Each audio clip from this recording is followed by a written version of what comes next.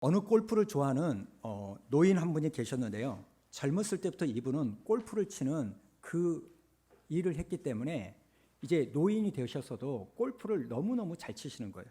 근데 문제는 뭐냐면 나이를 먹고 연로하다 보니까 볼은 잘 치는데 눈이 어두워가지고 자기가 친 볼을 발견을 못하는 겁니다.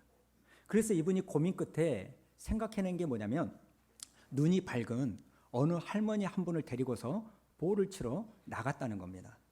그러니까 이 볼을 치니까 눈이 밝은 할머니가요, 그 볼을 정확하게 잘 보지 않겠습니까? 아, 어디에 떨어졌다, 이걸 잘 보는 거예요. 그런데 문제가 뭐냐면 역시나 이분도요, 볼을 못 찾는 거예요. 왜 그런가 보니까요, 이 할머니가 보기는 잘하는데 그 볼이 떨어진 곳을 기억을 못하는 거예요. 결국 눈은 밝지만 기억력이 상실된 케이스라는 겁니다. 여러분, 사실 우리가 살면서요, 무언가를 잊어버리고 산다? 이건 특별한 일이 아닙니다. 일반적인 사람들이 겪는 보편적인 일이에요. 특별히 나이를 먹으면 먹을수록 기억력이 떨어지는 것은 특별한 일이 아니고 자연스러운 겁니다. 그러나 정말 중요한 게 뭐냐면 우리가 무엇을 기억하고 무엇을 잊어버리냐, 이것이 더 중요하다는 겁니다. 여러분, 우리가 살면서요, 절대로 저와 여러분이 잊지 않아야 될 것, 항상 우리의 마음속에 품고 살아야 될 것이 무엇일까요? 저는 그것이 바로요, 하나님이라고 생각합니다. 하나님께서 우리에게 그동안 베풀어 주신 사랑, 하나님께서 우리에게 그동안 베풀어 주신 은혜, 구원, 이것은요, 무슨 일이 있어도 잊지 않아야 될 항목인 줄로 믿습니다. 그렇기 때문에 여러분, 오늘 우리 마음의 중심에요, 나는 무엇을 품고 사는가?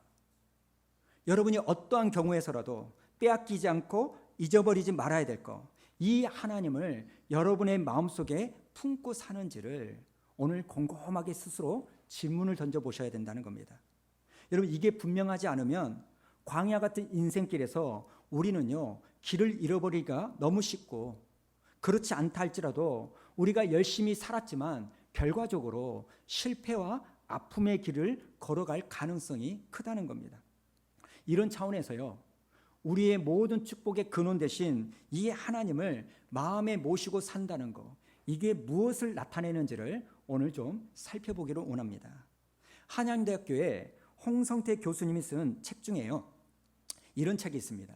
모든 비즈니스는 브랜딩이다, 이런 책이 있는데요, 이 책을 보면 이 교수님께서 한 사람을 언급하는데 누구냐, 셰무얼 라이보비치라는 이 변호사를 언급을 합니다.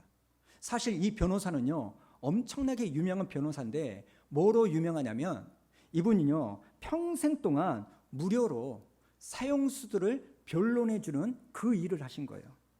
놀랍게도 이분이요, 변호를 해가지고 사형수가 사형당하지 않고 무기수로, 그리고 그 밑에 제목으로 감형당하는 이런 일들을 무려 몇 명이나 변호해 주셨냐면 78명의 사형수를 살려준 겁니다. 근데 이분이 언젠가 어떤 강연에서요, 이런 이야기를 했다는 거예요. 뭐라고 했냐면, 저는 평생 동안 무료 변호를 통해서 78명의 사형수를 죽음으로부터 건져냈습니다. 그러나 그 어느 누구로부터 다음 두 단어를 들은 적이 없습니다. 그 단어는 땡큐입니다. 저는 이 글을 읽는데요, 이 대목이 저에게 큰 울림으로 다가옵니다. 그러면서 오버랩되는 하나님의 말씀이 있는데 그 말씀이 뭐냐면 디모데후서 3장 1절 2절에 있는 말씀인데요, 자, 우리 한번 읽어볼까요? 시작. 너는 이것을 알라, 말세에 고통하는 때가 이르러 사람들이 자기를 사랑하며 돈을 사랑하며 자랑하며 교만하며 비방하며 부모를 거역하며, 그 다음에 뭐라고 말합니까? 감사하지 아니하며. 여러분, 말세가 달리 고통스러운 이유는요, 여기 78명의 사형수들처럼 그 생명의 건짐을 받았음에도 불구하고 감사를 잊어버리는 그런 사람들을 양산하는 이 상황 가운데 살고 있기 때문에 여러분, 말세가 주는 고통이 크다, 이렇게 볼 수 있는 거 아닙니까? 사실 오늘날 말세로 간다면요, 예수님을 믿는 우리조차도 이 세상의 영향을 너무너무 많이 받아가지고 어느 순간부터 점점 마음이 경직되고 굳어져가지고 내 입에서 감사합니다, 감사합니다, 감사합니다 이 말이 나오기보다는 원망이 나오고 불평이 나오는 모습들을 심심치 않게 발견한다는 겁니다. 이런 상황이기 때문에 저는 오늘 본문에 나오는 이 데살로니가전서 5장 16절 18절의 이 말씀이 굉장히 중요하다고 생각합니다. 항상 기뻐하라, 쉬지 말고 기도하라, 범사에 감사하라, 이것이 그리스도 예수 안에서 너희를 향하신 하나님의 뜻이니라. 여러분, 이 말씀은 워낙 유명한 말씀이어가지고요, 예수를 믿지 않는 사람들도 다 아는 말씀 아닙니까? 그러고 보면 이 말세를 살아가는 저와 여러분에게는요, 항상 두 갈래 길이 놓여져 있는 것 같아요. 하나의 길은 말세가 되면 고통하는 때가 이르러서 사람들이 감사하지 아니하며 마치 78명의 사형수들처럼 감사를 잊어버리는 그 길을 걸어가는 넓은 길이 있고요, 또 다른 하나는 하나님께서 우리에게 주신 말씀, 항상 기뻐하라, 쉬지 말고 기도하라, 범사에 감사하라는 이런 삶을 살아가려고 하는 길이 있다는 겁니다. 저는 저와 여러분의 삶의 모습 가운데 이 78명이 가지고 있는 감사를 잊어버리는 이런 길을 걸어가는 것이 아니라 오늘 본문 말씀이 주시는 하나님의 말씀이 이끌어가는 삶을 살기를 주님의 이름으로 축원합니다. 그래서 저는 오늘 이 감사와 관련해서 뻔한 이야기처럼 들리지만 그럼에도 불구하고 우리가 꼭 마음에 품어야 될 세 가지 항목을 좀 나누려고 하는데요. 여러분, 이 감사라는 것은요, 첫 번째로 우리의 영적인 상태를 점검하는 잣대라는 사실을 기억하시기 바랍니다. 사실 우리가 살면서요, 내 영적인 상태가 어떠한가를 점검하는 여러 잣대가 있지 않습니까? 앱에 출석하는 것이 있을 수 있고, 성경을 얼마나 읽고 기도를 얼마나 하나, 이것이 그것의 잣대가 될 수 있는데, 그 중에 하나가 뭐냐? 지금 내 안에 감사가 흐르고 있는가? 이게 내 영적인 상태를 점검하는 잣대가 된다는 겁니다. 여러분, 왜 그러냐면요, 오늘 본문 말씀에 나오는 범사에 감사하라고 할 때 감사라는 이 단어는요, 헬라어로 유카리스테오, 이런 단어입니다. 근데 여러분, 이 유카리스테오라는 이 단어는 합성어인데요, 좋다라는 뜻을 가진 유와 은혜라는 뜻을 가진 카리스의 합성어입니다. 그러니까 오늘 범사에 감사하라, 이 말씀은 어떤 감사냐면 내가 승진하고 내 사업이 잘 되고 내 자식 대학 가고 취직해서 감사하는 그런 감사가 아니라는 거예요. 여러분, 오늘 본문 말씀에 나오는 유카리스테오라는 이 감사는요, 어떤 감사인지 아십니까? 하나님이 하신 모든 것은 다 선하다, 하나님이 하신 모든 일은 다 좋은 것이다, 이것을 인정하고 고백하는 차원에서의 감사라는 겁니다. 여러분, 지난주에 말씀드렸습니다만 예수 믿는 사람은 뭘 믿는 사람들입니까? 하나님의 주권을 믿는 사람이에요. 하나님의 주권이 뭡니까? 하나님이 이 세상을 다스리시고 역사하시고 하나님의 계획에 따라 이 세상은 만들어져 간다. 그것이 나라일 뿐만 아니라 우리 개인에게도 하나님의 계획이 이루어져 간다는 것을 믿는 게 예수 믿는 사람입니다. 그러니까 여러분, 우리가 추수감사절만 되면 부르는 그 찬양 있지 않습니까? 응답하신 기도 감사, 거절하신 것 감사. 여러분, 응답하신 기도에 감사하는 것은요, 믿음 없는 세상 사람들도 다 아는 겁니다.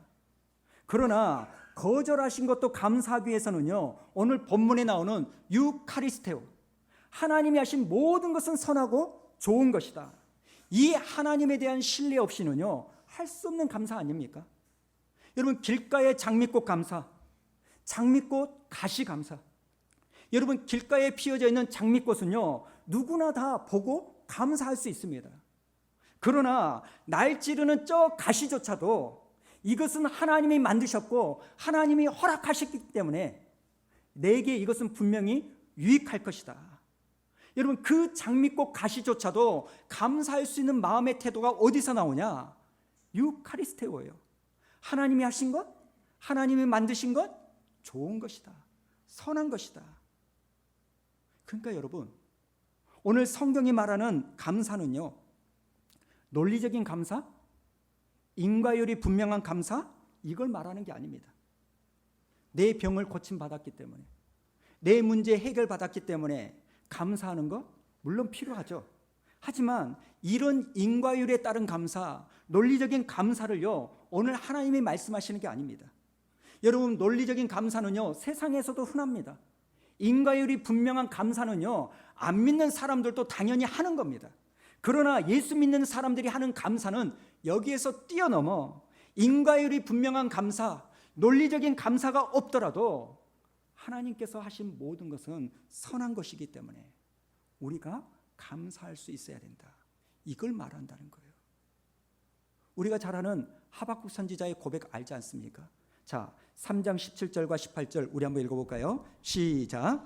비록 무화과나무가 무성하지 못하며 포도나무에 열매가 없으며 감람나무에 소출이 없으며 밭에 먹을 것이 없으며 우리의 양이 없으며 외양간에 소가 없을지라도 나는 여호와로 말미암아 즐거워하며 나의 구원의 하나님으로 말미암아 기뻐하리로다. 지금 하박국은요, 인과율에서 벗어난 논리적인 감사에서 벗어난 감사를 하는 거 아닙니까? 지금 하박국 선지자가 뭐라고 고백합니까? 지금 자기 인생은 완전히 파산했다는 거 아닙니까? 자기 인생 쫄딱 망했다는 거예요. 그럼에도 불구하고 뭐라고 말합니까? 하나님으로 인하여 기뻐하고 즐거워하는 이 모습이요. 여러분, 이게 어떻게 가능할까요? 이게 어떻게 가능할 수 있겠습니까? 딱 하나예요. 하나님이 하신 모든 것은 선한 것이다. 하나님이 하신 모든 것은 좋은 것이다. 하나님을 전적으로 신뢰하는 이 믿음이 있는 사람만이 가능하고, 오늘 이것을 저와 여러분에게 요구한 줄로 믿습니다. 사실 여러분, 범사에 감사해라. 솔직히 여러분이요, 세상을 살아가면서 감사할 일이 많습니까? 분통 터질 일이 많습니까? 솔직히 우리 인생이요, 내 마음대로 되는 인생이 어디 있습니까?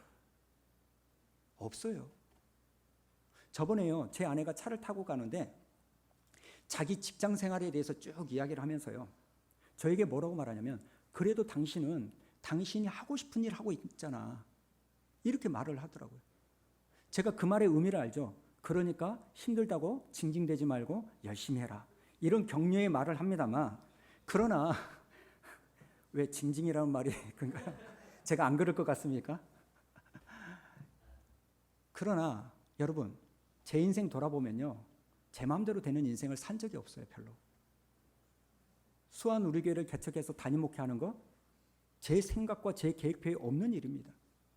저는요, 유학을 가고 싶었어요. 사정이 어떠했던지.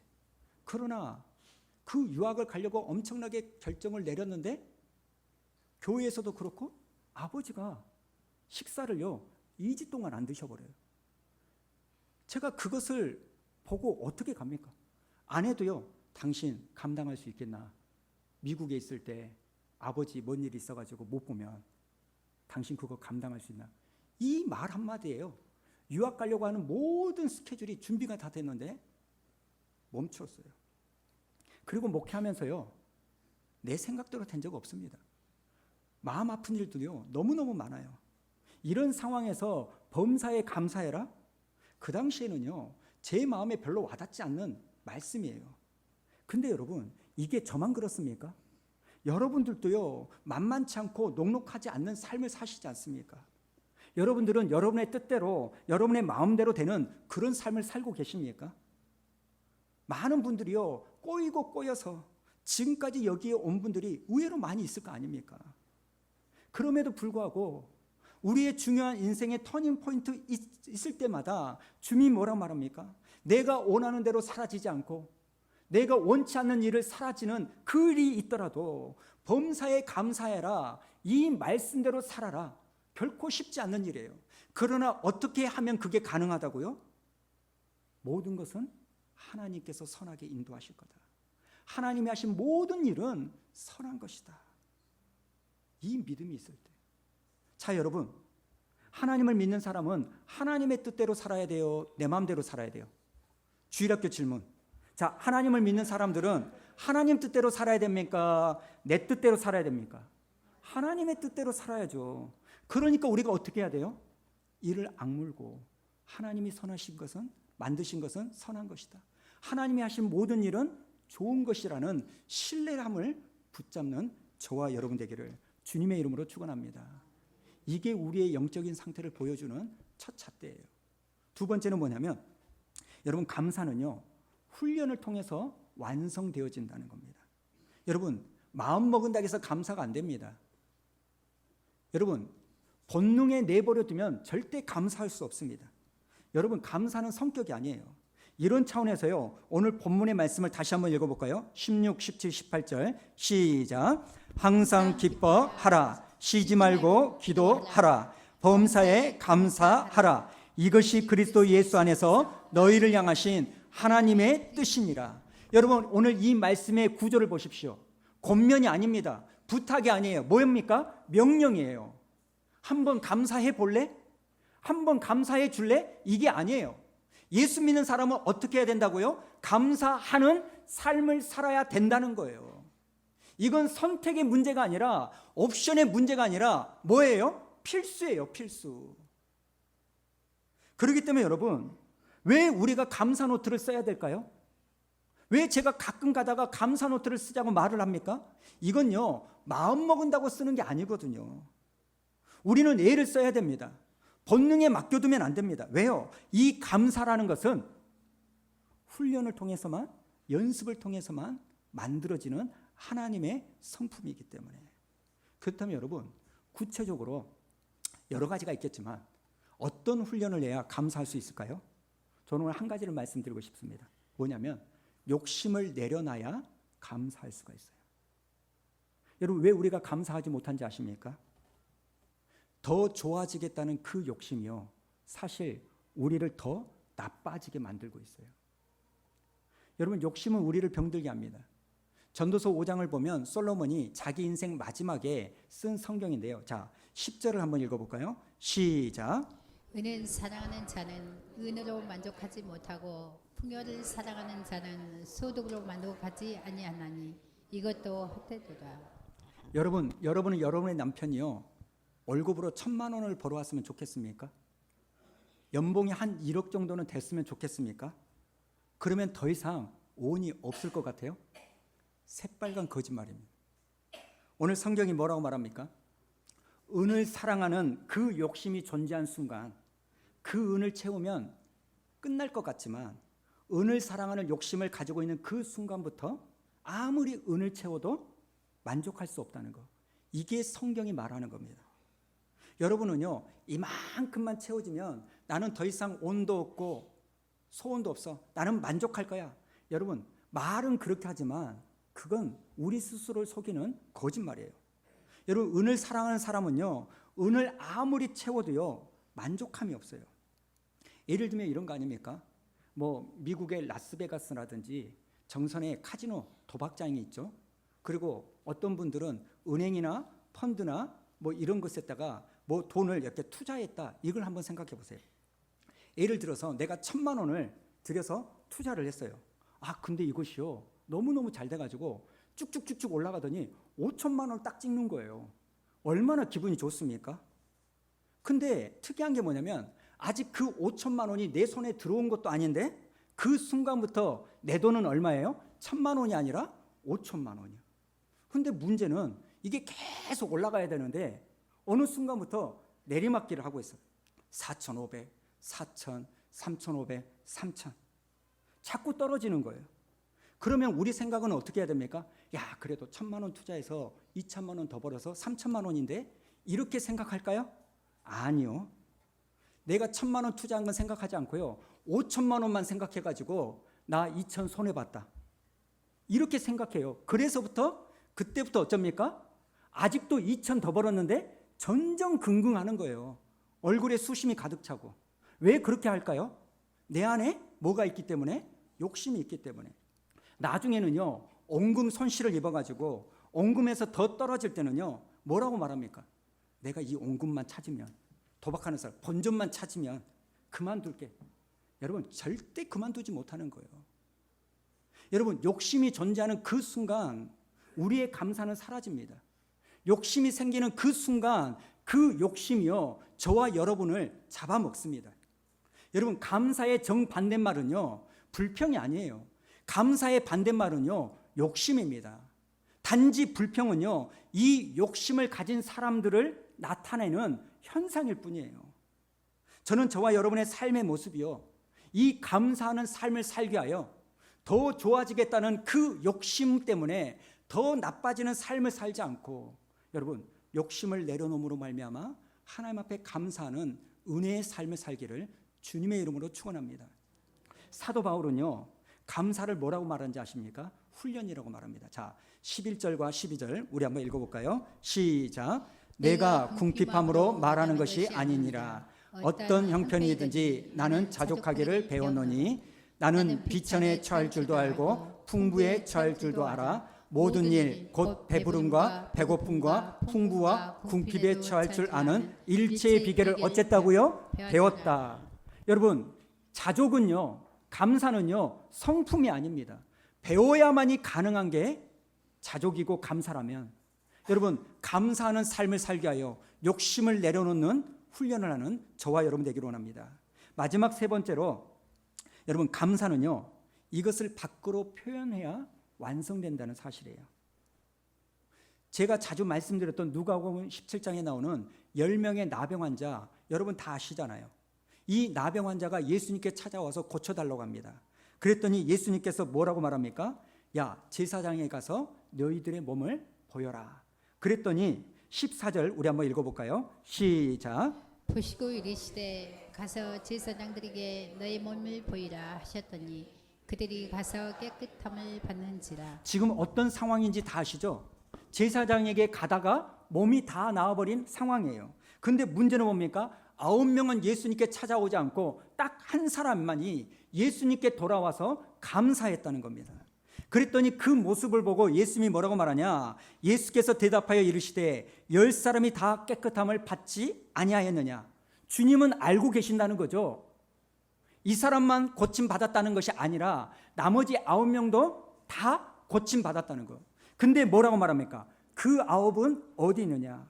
그리고 나서 굉장히 중요한 말씀을 합니다. 자, 19절 읽어봅니다. 시작. 그에게 이르시되 일어나 가라. 내 믿음이 너를 구원하였느니라 하시더라. 여러분, 결과적으로요, 나머지 9명은요 몸만 고침받고 끝났어요. 그러나 이 한 사람은 몸도 고침받고 영혼도 구원받았습니다. 여러분, 이걸 오해하시면 안 돼요. 감사가 구원을 만들었다? 이게 아닙니다.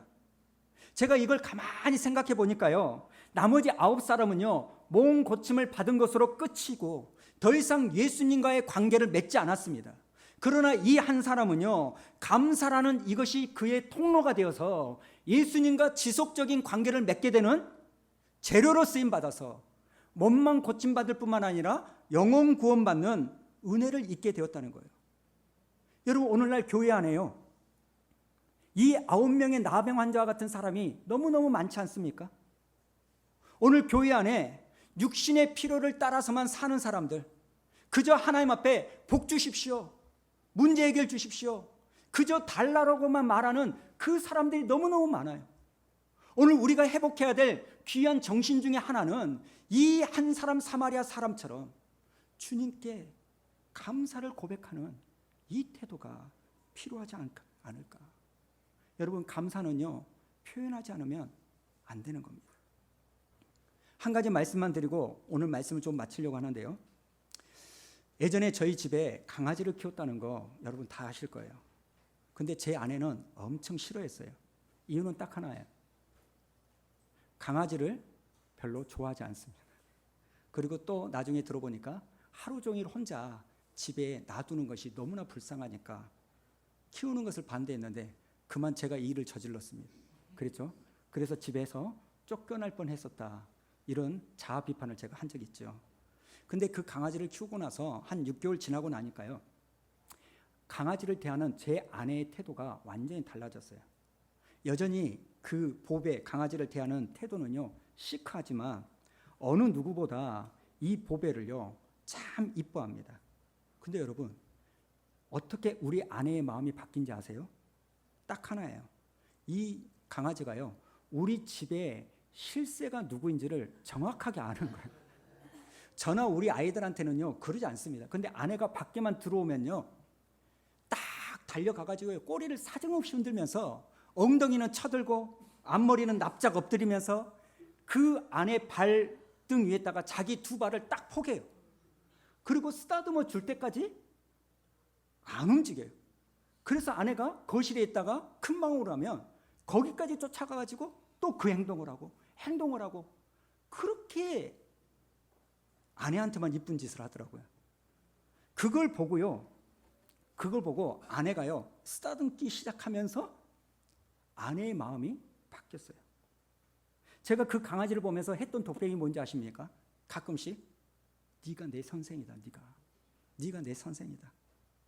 여러분, 이 강아지를 보면서요 감사를 표현하는 것이 우리에게 얼마나 큰 능력인지를 제가 뼈저리게 느끼는 거예요. 저는 그 모습을 보면서요 이런 생각을 문득 했습니다. 내가 하나님 앞에서 너 같았으면 좋겠다. 내가 하나님 앞에서 좀 너 같았으면 좋겠다. 이 강아지는요 우리 아내만 있으면 돼요. 아내 한 사람으로만 반갑다는 거예요. 그러다 보니까요 아내하고 같이 무슨 휴가를 가거나 어디 출타를 하잖아요. 그러면 19년 같이 산 우리 아이들 생각도 안 하는데 이 강아지 생각을 우리 아내가 하더라고요. 밥은 어떻게 먹였을까? 똥오줌은 허판데 안 쌌을까? 여러분, 미물이 표현하는 그 감사와 기쁨의 표현도 인간인 아내에게 영향을 미친다면 여러분, 오늘 우리가 깨달아야 될 게 뭔지 아십니까? 여러분, 조금 전에 봤던 이 9명의 나병 환자 이렇게 말할 수 있죠. 아니, 우리도 감사한다고요. 나도 감사하는 마음을 먹었다고요. 단지 저 사람처럼 표현하지 않았을 뿐이죠. 이렇게 말할 수 있지만 그러나 제가 깨달은 게 뭔지 아십니까? 하나님이 원하시는 감사는요 머릿속에서만 작동되는 게 아닙니다. 머릿속에서 감사하는 그 감사를요 내 입술을 통하여 내 행동을 통하여 표현하는 데까지 하나님은 원하시고 그걸 감사라고 인정해 주신다는 거예요. 저는 여러분들이요 예수 믿는 사람들로서 인과율이 분명한 논리적인 이것에만 감사하는 세상 사람들도 하는 감사의 수준이 아니라 하나님이 하신 모든 것은 다 좋은 것이다. 하나님이 하신 모든 것은 다 선한 것이다. 논리적이고 인과율이 분명한 감사의 모습이 아니라 할지라도 범사에 감사하는 믿음의 삶을 사는 여러분 되시기를 주님의 이름으로 축원합니다. 여러분은 정말 하나님 앞에 감사합니까? 그 표현을 하십니까? 오늘 우리의 삶을 보면요 세상 사례가 각박하고 힘들다라는 이유 때문에 하나님 앞에요 너무너무 인색한 거 아닙니까? 하나님께 달라는 것은 그렇게 많고 주라는 것은 그렇게 많이 요구하면서도 하나님 앞에요 너무너무 인색해요. 이건 우리 교회만이 문제가 아니라 오늘날 예수 믿는 사람들의 변질된 모습 중에 하나인 것 같습니다. 좀 불편하더라도 좀 양해하고 들으세요. 여러분, 적어도요 침례를 받거나 세례를 받으신 분은요 표현하셔야 돼요. 주일 예배 빠지시면 안 되고요. 기도의 자리로 오셔야 되고요. 예배 드리셔야 되고요. 11조 드리셔야 됩니다. 왜 그런지 아십니까? 침례 세례는요 무엇을 고백하는 겁니까? 예수 그리스도가 내 인생의 구주일 뿐만 아니라 주님이라는 거예요. 그리고 하나님의 말씀대로 살겠다는 믿음의 고백이라는 거예요. 그러나 우리는요 겨우 포도씨 찔끔찔끔 하면서도요 마치 다 한 것처럼 너무나 인색하고 너무나 이율배반적인 모습을 많이 보이는 거예요. 여러분, 우리가 하나님 앞에 내 가진 것을 다 드린들 하나님이 나를 망하게 만드시겠습니까? 내가 가진 것을 다 드린들 하나님이 그것을 다 받으시겠습니까? 아니죠. 너 쓸 거 써라 주실 거 아닙니까? 여러분, 세상 사람들이 살아가는 그런 정도의 믿음의 수준이 아니라 인색하지 않고 억지가 아닌 자원하는 모습으로 주님 앞에 믿음의 모습을 반응하는 저와 여러분 되기를 주님의 이름으로 축원합니다.